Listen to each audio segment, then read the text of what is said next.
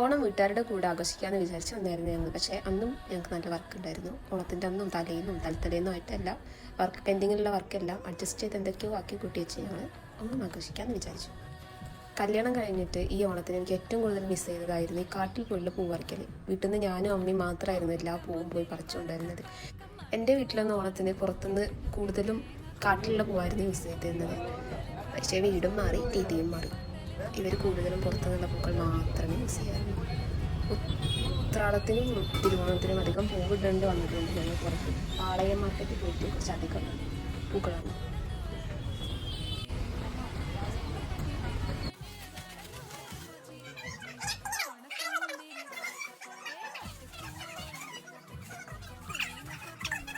പിന്നെ കൊണ്ടുവന്ന പൂവെല്ലാം അടുക്കി പെറുക്കി വെള്ളമെല്ലാം നനച്ച് ഫ്രഷാക്കി വയ്ക്കുന്ന തിരക്കിലായിരുന്നു ഞാൻ.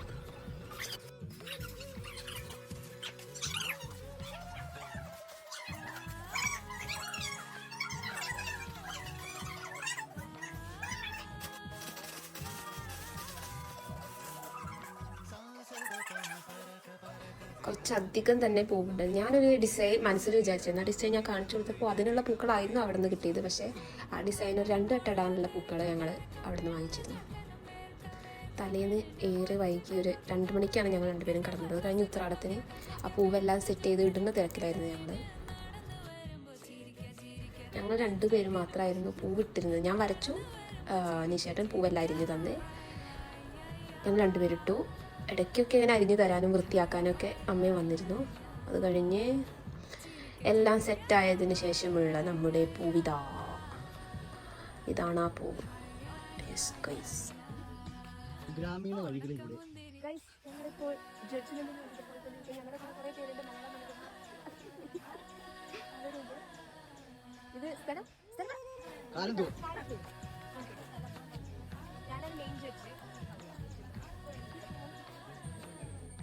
അവിടെയുള്ള എല്ലാവരും കൂടെ ഒരു പൂക്കള മത്സരം ഏർപ്പെടുത്തിയതായിരുന്നു അത്. അങ്ങനെ ഞങ്ങൾ കുറച്ച് ആൾക്കാർ അവിടെയുള്ള എല്ലാവരും ഇട്ട പൂവ് കാണാൻ പോയി.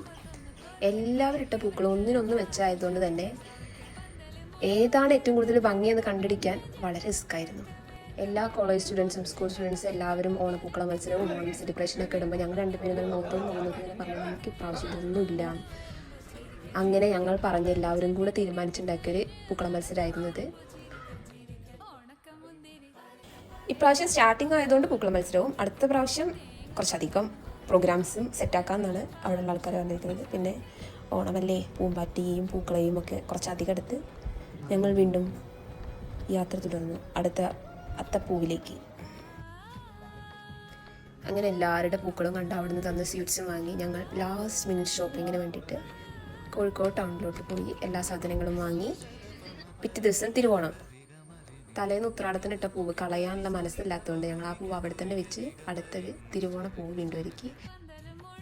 പൂവിടലും സദ്യ ഒരുക്കലും എല്ലാം കുറച്ച് ചടുപുടന്നെ ആക്കി. കാരണം ഞങ്ങളുടെ ഫസ്റ്റ് ഓണായതുകൊണ്ട് എനിക്ക് എൻ്റെ വീട്ടിൽ പോകണമായിരുന്നു. ഇവരുടെ വീട്ടിൽ പിന്നെ അധികം ഫ്രണ്ട്സോ റിലേറ്റീവ്സോ കസിൻസോ ഒന്നും വരില്ല. എൻ്റെ വീട്ടിൽ അങ്ങനെയല്ല. എൻ്റെ വീട്ടിൽ അന്നൊരു കല്യാണത്തിനുള്ള തിക്കും തിരക്കാനും ഉണ്ടായിരിക്കും. അങ്ങനെ ഞങ്ങൾക്ക് 2 പേർക്കുള്ള ഡ്രസ്സും അതിനുള്ള സാധനങ്ങളും എല്ലാം ബെഡിൽ വെച്ച് സെറ്റാക്കി ഒരു ഫോട്ടോയൊക്കെ എടുത്ത് വീട്ടിലോട്ടുള്ള ഡ്രസ്സും കാര്യങ്ങളും എല്ലാം മാറ്റിവെച്ച് ഞങ്ങൾ പോകാനൊരുങ്ങി.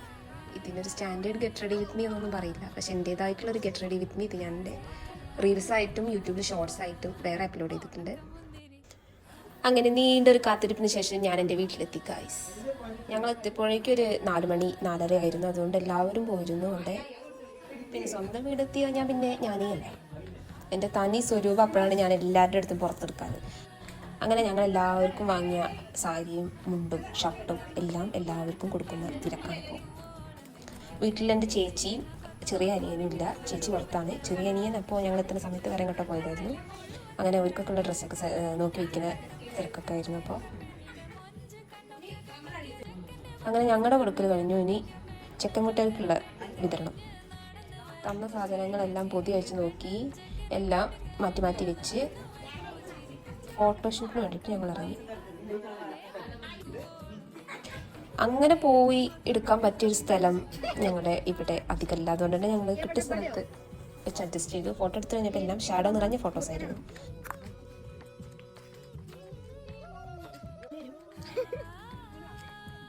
എൻ്റെ നഴ്സറി മുതലേ ഉള്ള 2 ഫ്രണ്ട്സ് ഉണ്ട്, കാവ്യ, സന.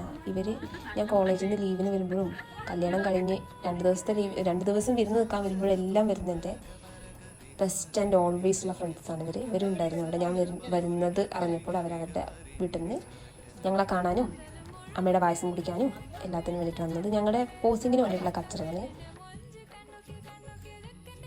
ഒരു ഫോട്ടോ നല്ലത് കിട്ടാൻ വേണ്ടിയുള്ള കഷ്ടപ്പെട്ടിലാണ് ഇതെല്ലാം. എന്നിട്ട് കിട്ടിയോ? ഇല്ല. ക്യാമറയ്ക്ക് പുറകിൽ മാത്രം നിന്ന് ശീലമുള്ള എൻ്റെ ചെക്കൻ്റെ കൂടെയുള്ള ഒരു ഫോട്ടോ കിട്ടണമെന്നുണ്ടെങ്കിൽ അത് ഭയങ്കര കഷ്ടപ്പാടുള്ളൊരു കാര്യമാണ്. ക്യാമറയും കൊണ്ട് ഇറങ്ങിയാൽ എൻ്റെ കുറച്ച് ഫോട്ടോ കിട്ടുന്നല്ലാണ്ട് ഞങ്ങളുടെ കപ്പിൾ ഫോട്ടോ നല്ലത് ഇതുവരെ കിട്ടിയിട്ടില്ല. അത്രയും റിസ്ക് ആയിട്ടുള്ളൊരു സംഭവമാണിത്. ഏറ്റവും കൂടുതൽ ഞങ്ങൾ അടി കൂടിയത് എന്തിനാണെന്ന് ചോദിച്ചാൽ അത് ഫോട്ടോയ്ക്ക് നിന്ന് തരാൻ വേണ്ടി മാത്രമായിരിക്കും.